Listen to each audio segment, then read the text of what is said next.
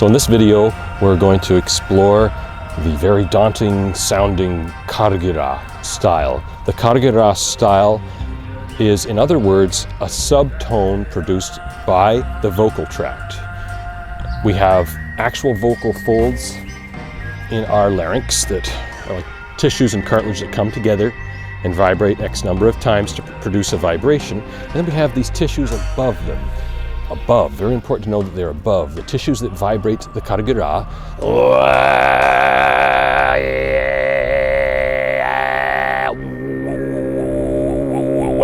are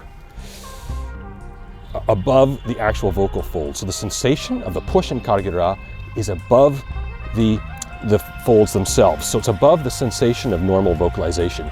You should feel an upward sense when doing this.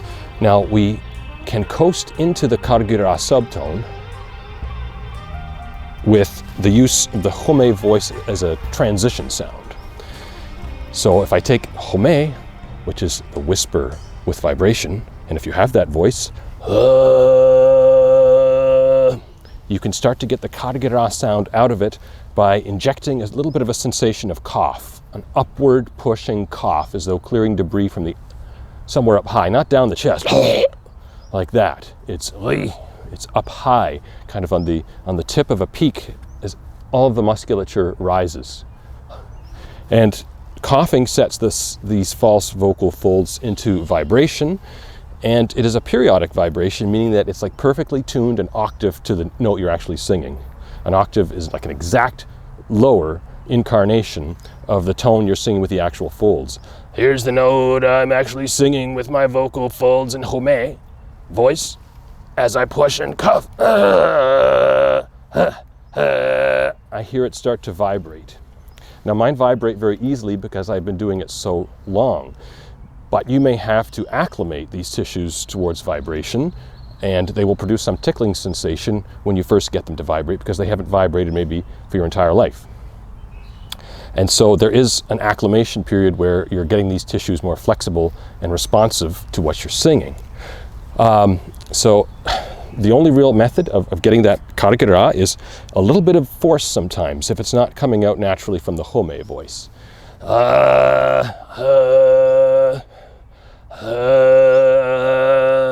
I cough a little bit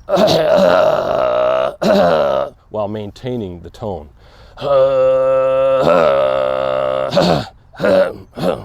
Up high, a sensation of the contraction of the vocal tract, together and up. There's also different areas you can make this oscillation turn on or respond to in the pharynx. So you can direct resonance to the absolute back of the throat, as if you're swallowing back or yawning. Yawning, you feel that expansion at the back as though you're yawning. That's one degree of flexion of the pharynx, which I feel is going down, deeper, and opening. But I can bring that forward. Yawn, very big drop in the jaw, and then try and come forward to an E, from this stretched yawn position forward to an E without moving the jaw or the lips very much. It's okay for the tongue to move.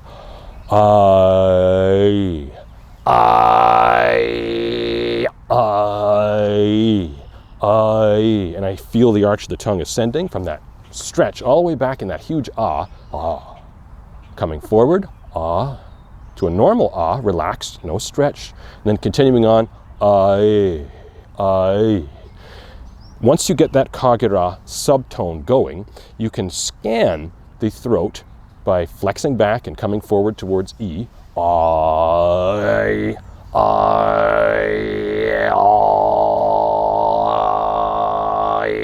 Position 1, flexed back.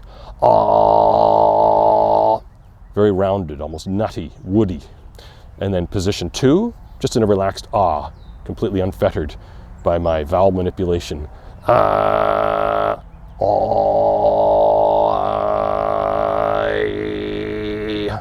The three positions of back, middle, and forward, and the continuum between them. So if your Kargyraa isn't working in one area, it might be because you're too far back or too far forward.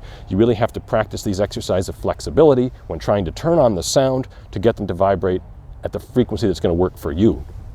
So it's important not to try and sing a really low note and make Kargyraa turn on, because it probably won't, because it's an octave lower than the note you're actually singing. So there might not be room for that full octave, so you got to slide your tone around and try and find a note that works for you. It might be up high that it turns on, it might be down low, and that's why I introduced this exercise of vocal scanning, muscular scanning, and directing the resonance and moving the pitch at the same time.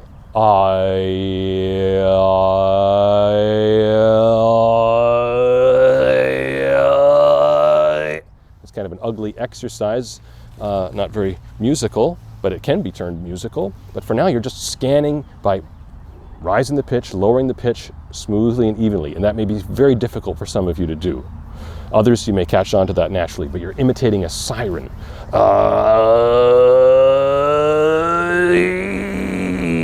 You'll notice how rough the Kargyraa was coming there, up high. As you go up high, there's a point at which it's not going to vibrate anymore, or it may be very uncomfortable or tickly, but it's good to explore that upper range of those rough,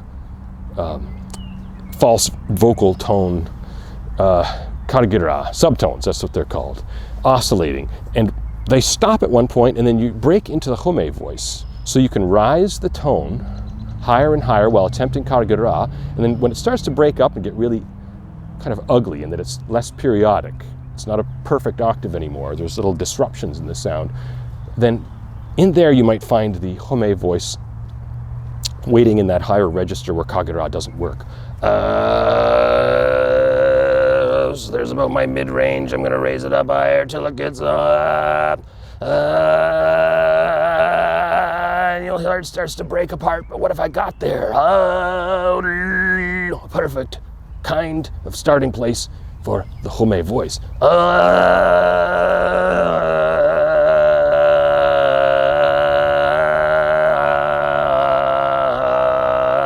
Now I'm walking around up there. Very important for developing the Kargyraa range and maybe finding the note that's going to vibrate best for you if you haven't found it yet. So stepping like that in those chromatic steps around the note I'm singing as best as you can is an excellent way to, again, scan for these frequencies. Some of you may slide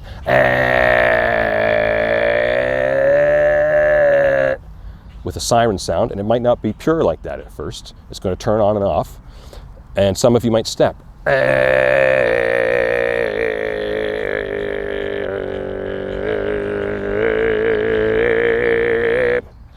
So anything you have to do to change the direction of the pitch, and also playing with this expansion down the back of the throat,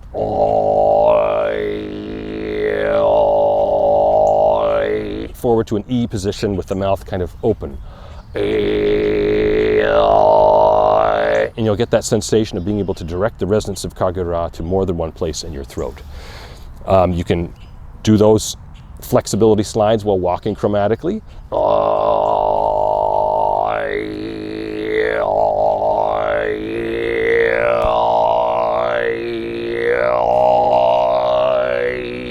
And that will warm up the Kargyraa. So if you haven't practiced for a long time, for a few days or something, you come back to it, it kind of tickles. Again, your physiology has to catch up to what you're asking it to do, so you can't rush it or make it more pure. You just have to sing through the roughness until it starts to fall into the sympathetic vibration that occurs at an octave below for some reason. And I don't think it's a subharmonic series, I think it's a subtone, because I've never heard anyone get a resonance as strong as that octave in a perfect fourth or a perfect fifth or anything else. It is possible, but I just haven't experienced it yet or managed to do it myself. So I call it a subtone instead of a subharmonic. A flexibility exercise scans the back of the throat, searching for the tone that your Kargyraa subtone might turn on, the best optimal place of resonance for you. And it can be difficult to get this going at first. Some people can turn on the subtone very naturally. But sirening from the down low position to the higher position, and having a sensation as you go from down low to up above, that the tone is kind of like a spacecraft taking off from the Earth. If you've seen them, they have a point on top usually, and as they take off, they're quite large, but as they get higher and higher, they drop their parts. drop their weight until it's just this little tip remaining that takes them into space and hopefully home again. And so as you creep from the lower register up to the high register, which will tend to break and become very choppy, have the sensation of dropping away some of the extra parts down the throat, focusing to a more coherent point and laying back on the volume a little bit. It's very important to try and do this quietly at first. If you can't produce the Kargyraa quietly and in different areas in the back of the throat, from ah, the stretched yawn back, towards ah, towards e, then you haven't yet attained the perfect flexibility or the ideal flexibility.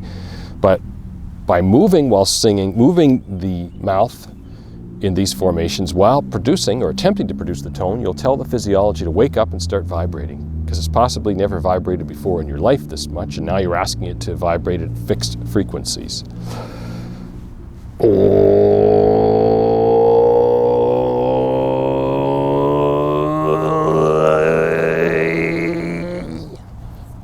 Big parts of the rocket to lift off.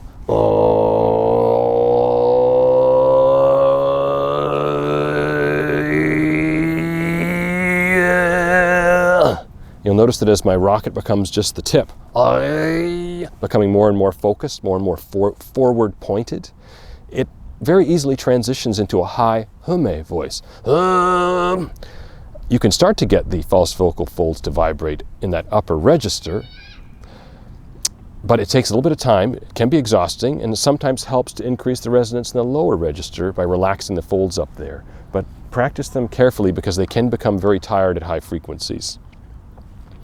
And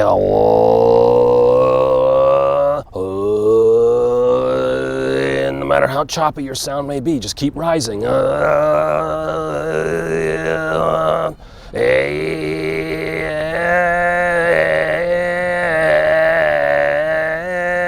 You can hear how I just can't get any oscillations out of the false vocal folds when I get that high, and there's the hume voice. So another way to find it. Next, we have to talk about the vowel positioning for the Kargyraa voice.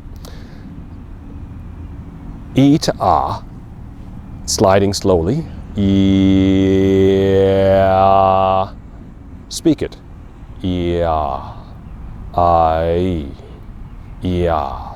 With the Kargyraa subtone turned on, you have an approximation of what some in Central Asia call the steppe Kargyraa style. Wide open, loud, kind of piercing, intended to carry over vast, empty landscapes.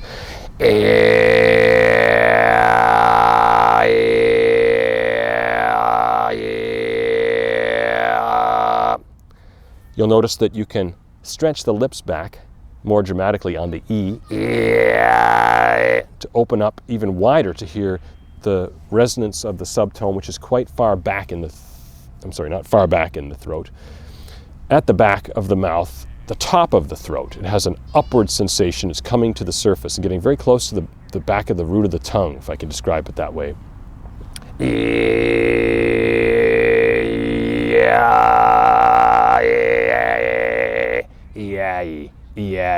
If you leave the lips in the retracted, tensed position, exposing the teeth, you're really going to hear the steppe Kargyraa resounding.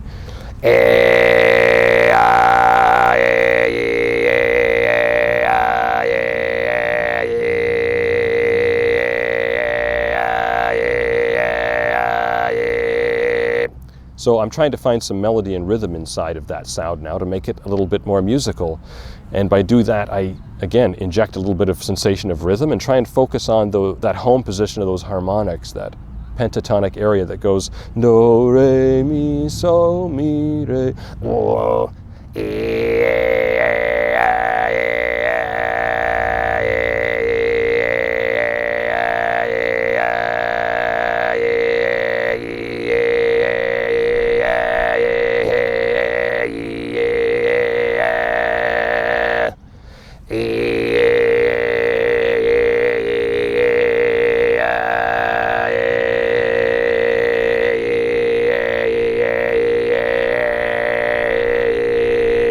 So very difficult to hear for some, as you might just hear it as vowel at this point. But this is where we have to reposition our perspective on the sound of sound itself and notice that there's melody inside of it.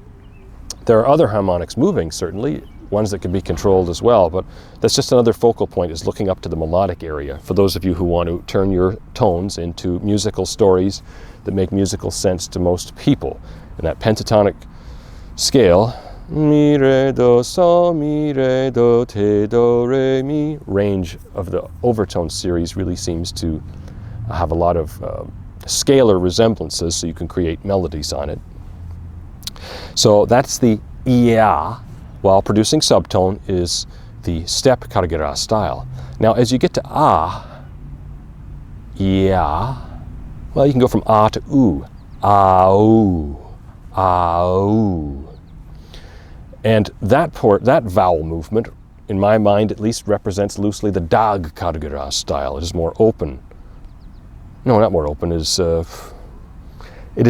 Dag means mountain, but it's more about the sound of the presence of the mountain as being vast and large, cavernous, caves within, kind of hollow in some parts, spiky in others. So au, with the subtone voice, gives us the dag Kargyraa style.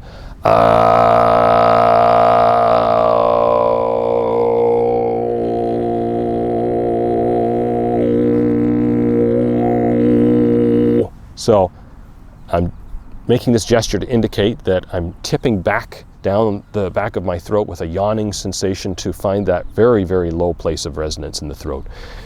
I begin with and I coast over towards, and I coast over towards with the lips in the pursed formation, coming into that home mouth position, and then I can swallow the subtone and notice how the resonance changes even further once I get to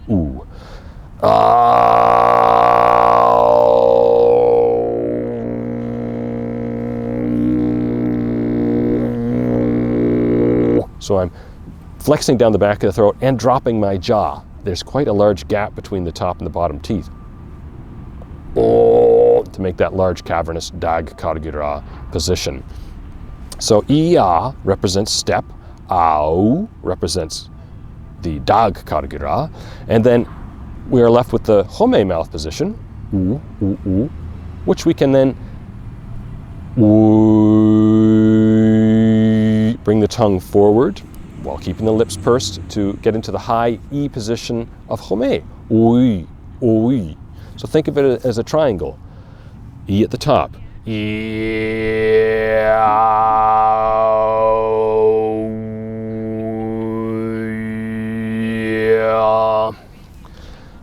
So from to y, while using the subtone voice, we have a kind of home Kargyraa sound, which allows some increased flexibility of the tongue to move around in that hollow space and to create rhythms and movements by articulating as in the home style with you, and we, which I talked about in the home video as a form of articulation.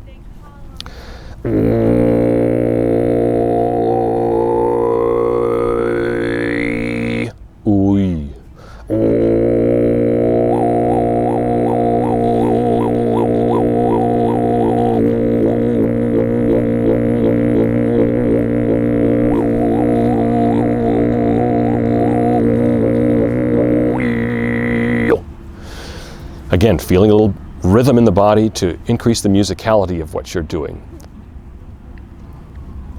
So I'm flicking the tongue in what feels like circular motions, one going from tongue forward to back, you, and tongue back to forward, we, to create this kind of bubbling effect, which can become another sub-style known as borbanadur, which is the sound that water makes bubbling in a stream. So for the low ones, I'm retracting the tongue. For the higher sounding harmonics, I'm bringing the tip of the tongue forward and raising the arch towards the E. I repeat myself so much, but that's the only way to remember, is to let the repetition become a skill. So that's just the way I think about the ways of doing the different Kargyraa-based styles. Is E as step Kargyraa and au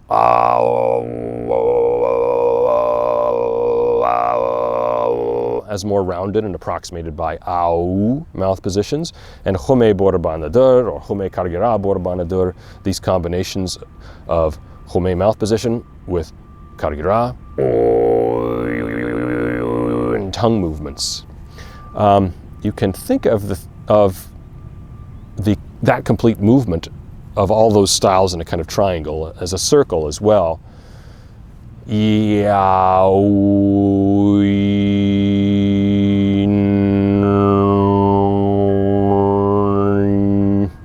So I can go from E to A to U, and then ui.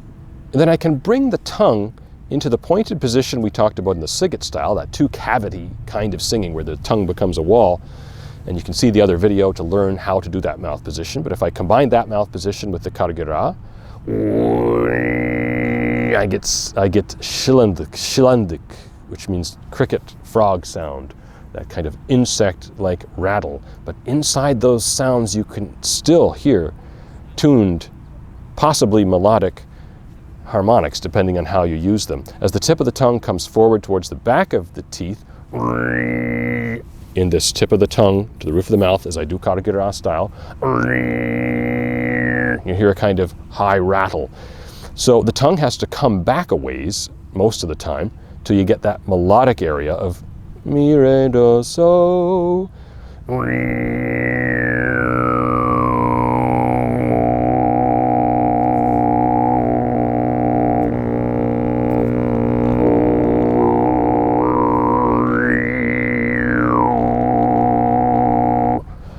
So that's how far back the tongue has to go just to produce that melodic area of the series. It's not a very particular comfortable sensation because it feels like you're kind of swallowing your tongue. But if I slide up like that and try it.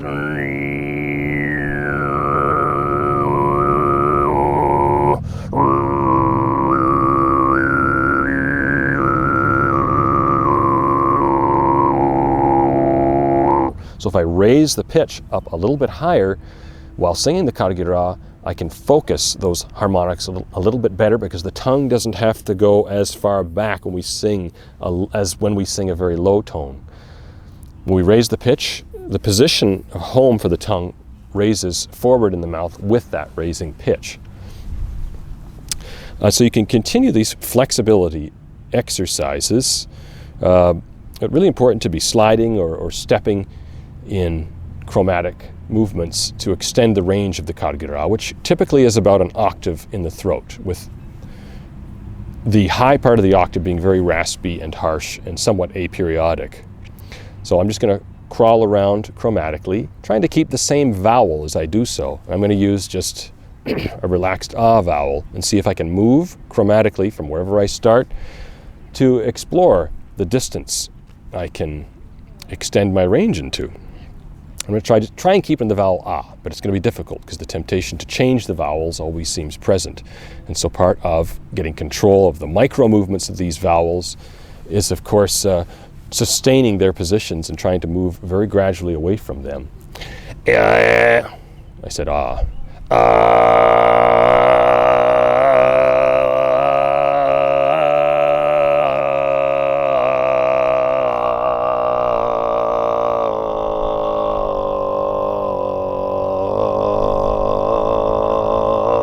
And yours may sound very choppy.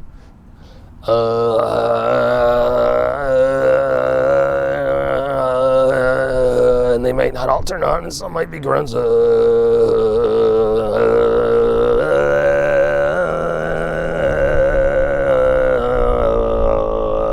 can turn it into sliding.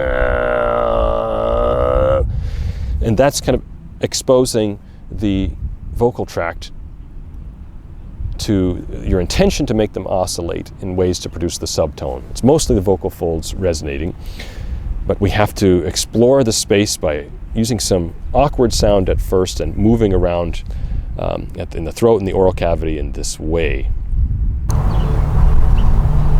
Be warned that practicing the subtone can consume a lot of acoustical energy, or physical energy rather, to produce that acoustical effect. And it's important to rest, and I recommend maybe resting as much as you practice at first. So if you practice this for 20 minutes at a time, which is more than enough that at the beginning, anything else is maybe too much, depending on how much roughness you're experiencing. then you want to rest for 20 minutes before you return to it, at least.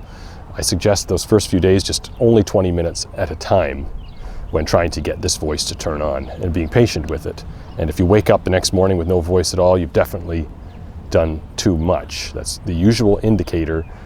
Exhaustion the next day is an indicator of too much force the night before. So by practicing the vowel movements in different ways, while doing the Kargyraa voice, you'll notice you can produce different styles.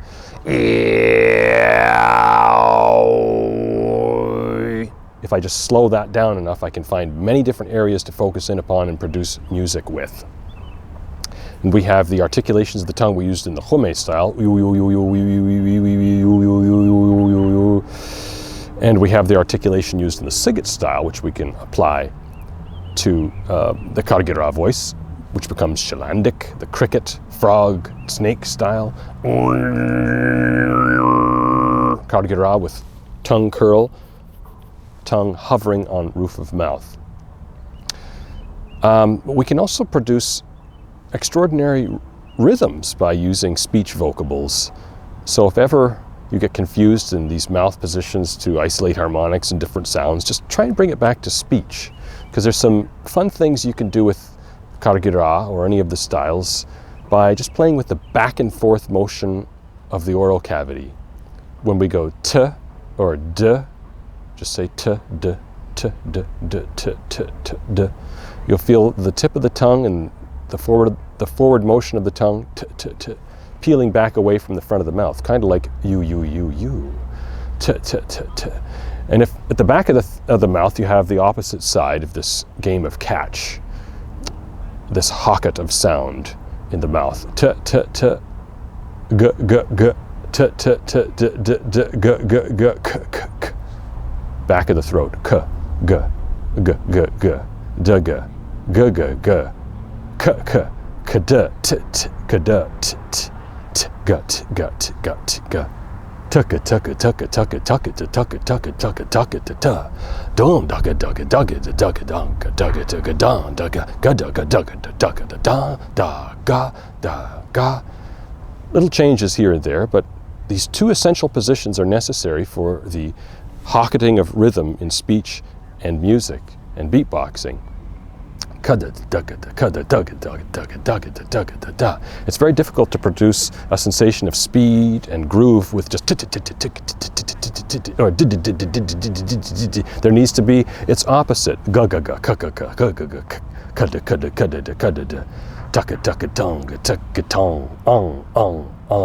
to that one.